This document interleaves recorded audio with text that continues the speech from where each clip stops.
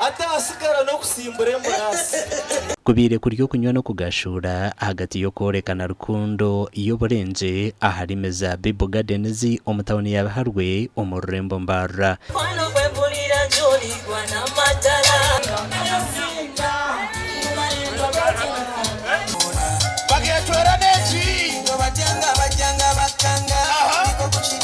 buri mwaka TV West hamwe na Radio West nibataho akazanwaka na nekigendererwa ekyo kushemeza abarebi hamwe n'abahurikiza babo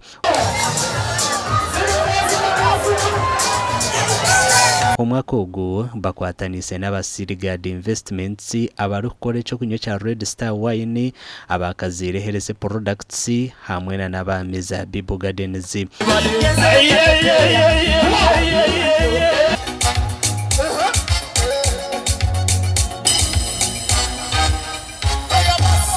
kandi nyenda kuba wishinga happy Valentine's Day tuza kuchakara no kwehamu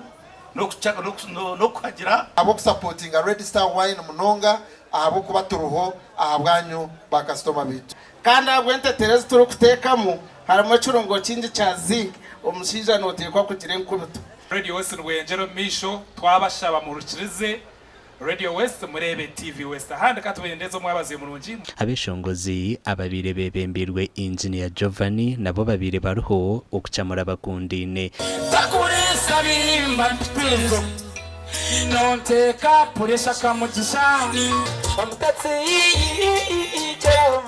atututu Omugandi district ya Lyantonde izoba lyanyumwa abaze bakazi babire batandikira okwemuruka na nebimure bya buricika asobola omugirira ka necklace akafanagana ko wekati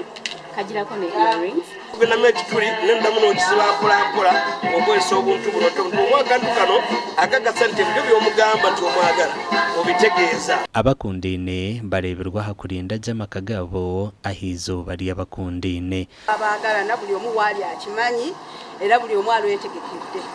ne bambi mbakubiriza buli ayina omwagalwa ku lunaku olwalero waleme kubeera wakatabanguko twekyusa nobeera naye omwezi guli nakutama naye okutubeera naye nobanga oludde naye akaseera kino kirungi n'omusiima olw'okwagala amakuru agagasha kwa Ella Chiza na Sandeke William.